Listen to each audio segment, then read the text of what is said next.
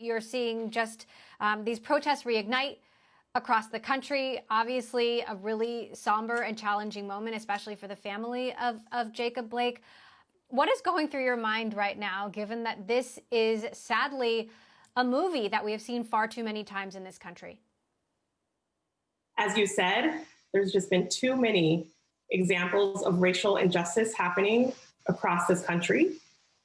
And the recent shooting of Jacob Blake and the subsequent NBA boycott is just proving that these issues are not going away.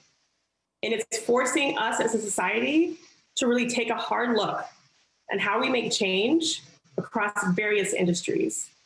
And as you mentioned, here in Silicon Valley, just less than 4% of venture capital is Black or African American. So our Black founders are not getting the investment at the same rate as their white counterparts. My colleague Nico Grant wrote an incredible story in which you took part, where he talked about the quiet racism of Silicon Valley. And I'm curious if that description matches up with your experience. Do you feel that Silicon Valley is struggling with racism, but in a quiet way, where maybe it hasn't quite faced up to the fact that this is a problem here? So as context, I'm one of very few Black venture capitalists and even fewer Black women venture capitalists. So I feel we're really a responsibility to ensure that the Black community shares in the wealth creation, the wealth that is created by the VC and startup community. And what Nico's article really highlighted is the shared responsibility that we feel as Black VCs. And all of us are doing work to make change, but we're not seeing enough progress. And we feel that more work can be done. So I'm doing more on a personal level, and we're doing more on a fund level at my fund, Outreach Capital. So we've taken the following 3 steps.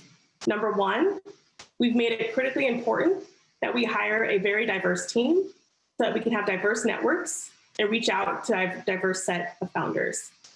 Number 2, you can't change what you don't measure. So we're tracking at the founder level our pipeline and trying to understand the different types of founders we're investing in and maybe the biases that we do have. And number 3, we're asking ourselves the tough questions. What is it about our processes that may be preventing us from investing in more Black founders?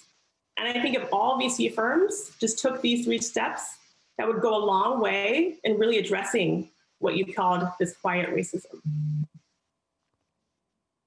Your focus at Reach Capital is education, technology. Obviously, this country is going through a crisis right now.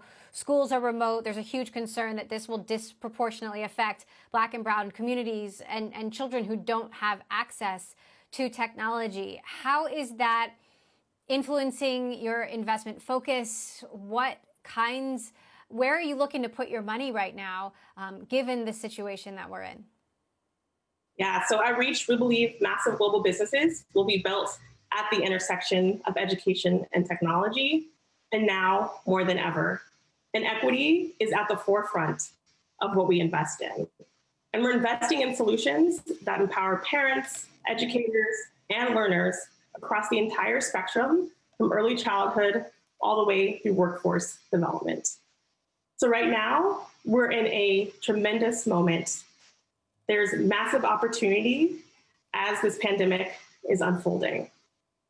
And what we're seeing is that families are really stepping up and participating in their children's learning. They're spending more of their discretionary income on educational tools and services. And we're working with our companies to make sure that these tools and services reach all families. So for example, we have a company, OutSchool.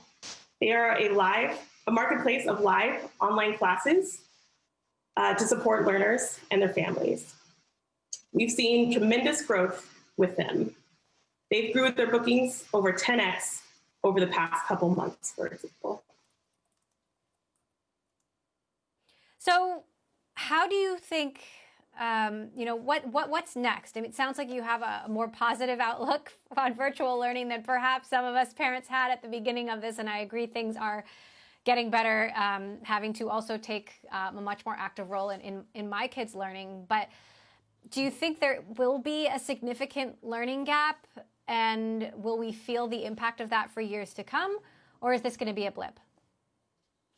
So we already know that there's going to be some tremendous learning loss as a result of this pandemic. Not only will there be academic learning loss, we also know that there's going to be tremendous impacts to both teacher and student mental health and well-being. Again, this is an opportunity for our companies and technology to step up to meet these learning challenges. And schools and districts right now are desperate for tools to help support them in these times. So I am optimistic that yes, we will get through this moment, but this will be a transformational change for the industry to really support these learning gaps and really support teachers and students through this moment.